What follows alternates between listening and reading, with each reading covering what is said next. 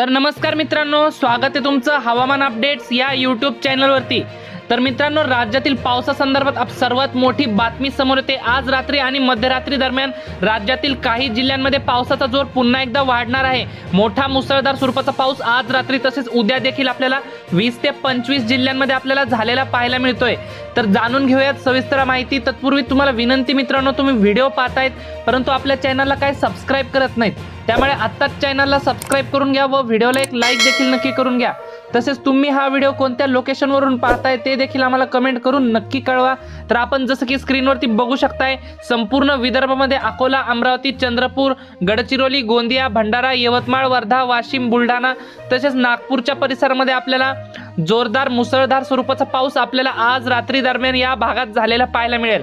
त्यासोबतच मराठवाड्यात देखील आपल्याला नांदेड, हिंगोली, परभणी, बीड, लातूर, धाराशिवच्या परिसरामध्ये आपल्याला अक्षरशः रेड अलर्ट पाहायला मिळते। अतिवृष्टी या ठिकाणी आपल्याला आज रात्री आणि उद्या देखील या भागांमध्ये आपल्याला झालेली पाहायला मिळेल। पण छत्रपती संभाजीनगर आणि जालन्याच्या परिसरामध्ये ढगाळ वातावरणासह हलक्या पावसाचा इशारा देण्यात येत आहे।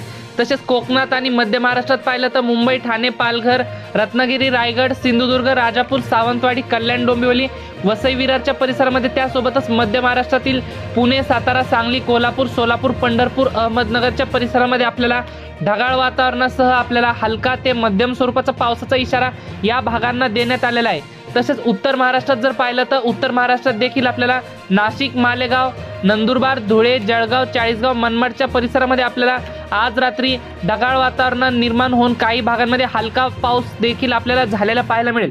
मोठ्या पावसाची शक्यता उत्तर महाराष्ट्रात आपल्याला असणार नाही। तर मित्रांनो, ही होती हवामानाबद्दल छोटीशी माहिती आवडल्यास आपल्या चॅनलला सबस्क्राइब नक्की करा। धन्यवाद। तर भेटूयात पुढच्या व्हिडिओमध्ये।